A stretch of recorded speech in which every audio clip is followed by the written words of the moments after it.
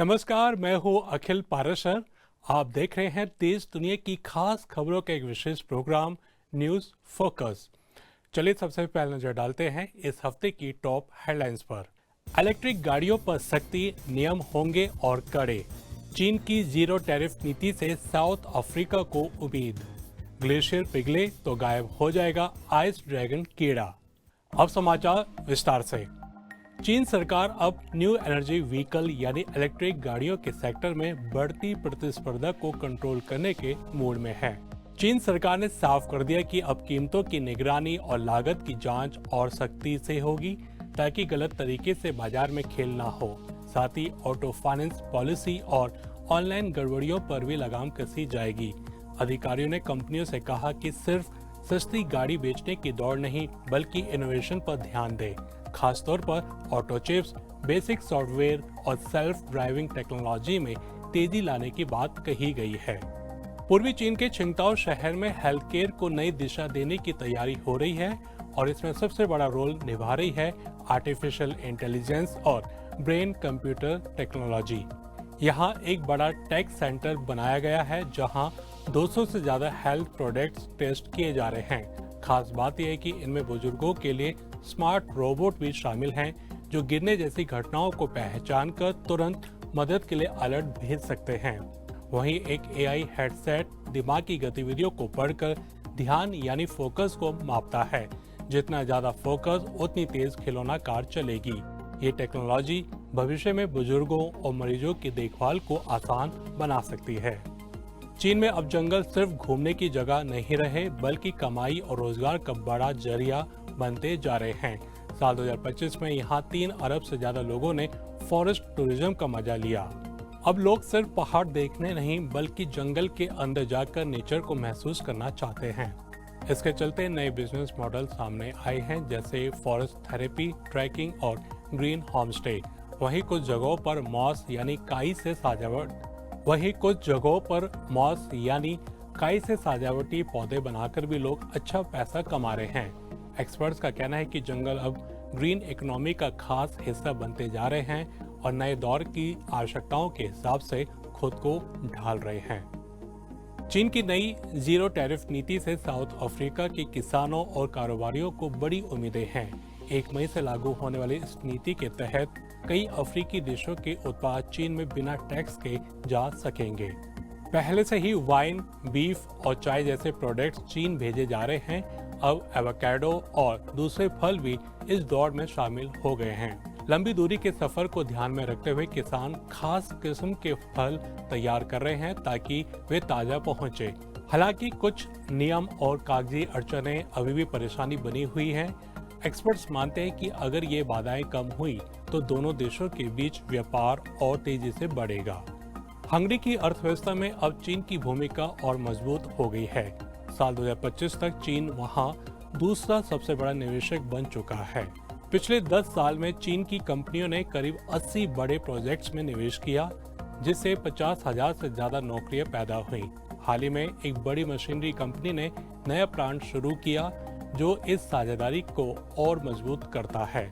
Hungary सरकार का कहना है कि चीन के साथ रणनीतिक रिश्ते से देश को काफी फायदा हुआ है। दिलचस्प बात यह है कि यूरोप में आने वाला चीन का बड़ा निवेश अब हंगरी की तरफ मुड़ रहा है। दुनिया की अर्थव्यवस्था पर एक बार फिर खतरे के बादल मंडरा रहे हैं। WTO की रिपोर्ट्स के मुताबिक 2026 में ग्लोबल ट्रेड की रफ्तार धीमी पड़ सकती है और इसकी बड़ी वजह है मिडिल ईस्ट में चल रहा तनाव। अगर तेल की कीमतें ऊंची बनी रही तो व्यापार और भी प्रभावित होगा। अनुमान है कि 2025 में जहां ट्रेड 4.6% बढ़ा वहीं 2026 में ये घटकर करीब 1.9% रह सकता है। हालांकि टेक्नोलॉजी और डिजिटल सेवाएं कुछ हद तक सहारा दे रही हैं, लेकिन लंबा संकट रहा तो खाने पीने की चीजों से लेकर रोजमर्रा की कीमतों पर असर पड़ सकता है। जलवायु परिवर्तन का असर अब बेहद छोटे जीवों पर भी साफ दिखने लगा है। पटागोनिया के ग्लेशियर्स में पाए जाने वाले एक दुर्लभ कीड़े आइस ड्रैगन पर खतरा मंडरा रहा है। ये कीड़ा सिर्फ बर्फीले इलाकों में ही जीवित रहता है और तापमान बढ़ने के साथ इसका घर यानी ग्लेशियर तेजी से खत्म हो रहा है। वैज्ञानिकों का कहना है कि ये कीड़ा ग्लेशियर की सेहत का संकेतक है। इसकी खासियत यह है कि इसके शरीर में ऐसा प्रोटीन होता है जो खून को जमने से रोकता है, लेकिन जैसे जैसे बर्फ पिघल रही है इसे ढूंढना मुश्किल होता जा रहा है। चेतावनी साफ है, अगर ग्लेशियर खत्म हुए तो ये अनोखी प्रजाति भी इतिहास बन जाएगी। तो ये थी इस हफ्ते की खास खबरें। अब चलते हैं हमारे एक्सप्रेशन सेगमेंट न्यूज स्टोरी की तरफ। जब भारत में पितृपक्ष आता है तो माहौल थोड़ा शांत और भावुक हो जाता है। घरों में लोग अपने पूर्वजों को याद करते हैं, उनकी बातें करते हैं और दिल में एक अपनापन सा महसूस होता है। श्राद्ध और तर्पण सिर्फ पूजा पाठ नहीं है, बल्कि अपने पूर्वजों को याद करने और उन्हें धन्यवाद कहने का एक तरीका है। और खास बात यह है कि ऐसा सिर्फ भारत में ही नहीं होता। दुनिया के कई देशों, खासकर एशिया के देशों जैसे चीन, जापान, थाईलैंड और मलेशिया में लोग अपने पूर्वजों को इसी तरह याद करते हैं। अलग अलग जगहों पर तरीके अलग अलग हो सकते हैं, लेकिन भावना एक ही होती है। चीन में इस परंपरा का सबसे मजबूत रूप छिंगमिंग त्योहार में देखा जाता है। इसका मतलब नाम में ही छिपा है। छिंग का मतलब है साफ और मिंग का मतलब है रोशन। ये पर्व आमतौर पर हर साल 4 से 6 अप्रैल के बीच मनाया जाता है। भारत की तरह ये कई दिनों का नहीं बल्कि एक दिन का होता है, लेकिन उस एक दिन में जो भावनात्मक गहराई होती है वे किसी लंबी परंपरा से कम नहीं। जैसे सर्दियों के बाद कुदरत खुद को साफ करती है और नई जिंदगी का स्वागत करती है, वैसे ही लोग अपने पुरखों की यादों को संजो कर रखते हैं। चीन में इस दिन परिवार सुबह सुबह अपने दिवंगत पूर्वजों की कब्रों पर जाते हैं, कब्रों की सफाई करते हैं, अगरबत्ती जलाते हैं, चाय और भोजन अर्पित करते हैं।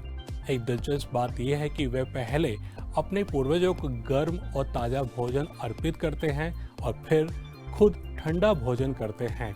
छिंगमिंग का इतिहास भी कम दिलचस्प नहीं है। लगभग 2500 साल पहले थांग राजवंश के सम्राट स्वानजोंग ने इसे पुरखों के सम्मान का ऑफिशियल दिन घोषित किया था। तब से लेकर आज तक ये परंपरा बदली है, लेकिन इसकी मूल भावना वही है, सम्मान, याद और जुड़ाव। इस त्योहार की एक और बात इसे और भी खास बनाती है कि कुदरत के साथ इसका गहरा जुड़ाव। जब छिंगमिंग आता है तो सर्दी चली जाती है और वसंत पूरी तरह खिल जाता है। पेड़ों पर नई पत्तियां, खिले हुए फूल और हल्की धूप, ये सब मिलकर ऐसा माहौल बनाते हैं जो जिंदगी के जारी रहने का एहसास कराता है। अब आज के बारे में सोचिए, रिवाज अक्सर समय के साथ फीके पड़ जाते हैं, लेकिन छिंगमिंग ने इसे एक अलग रास्ता अपनाया है। इसने खुद को बदला है, आधुनिकता को अपनाया है और फिर भी अपनी आत्मा को बचाए रखा है। इतने वर्षों में इस फेस्टिवल ने चीन की टूरिज्म इकोनॉमी को नई ऊंचाइयों पर पहुंचाया है। 3 दिन की छुट्टी के दौरान लाखों लोग ट्रैवल करते हैं। कुछ अपने पुरखों के गांवों में जाते हैं, कुछ शहीदों को श्रद्धांजलि देने के लिए ऐतिहासिक स्मारकों पर जाते हैं, जबकि दूसरे प्रकृति की गोद में सुकून ढूंढते हैं। आंकड़े बताते हैं कि ये सिर्फ एक कल्चरल इवेंट ही नहीं बल्कि एक बड़ा इकोनॉमिक इंजन भी बन गया है। होटल, ट्रांसपोर्टेशन, लोकल मार्केट, सब कुछ रौनक से भरा होता है। इस समय फूलों के शहर खास अट्रैक्शन बन जाते हैं, चाहे लुओयांग के पेओनी फूल हो या वुशी के चेरी ब्लॉसम।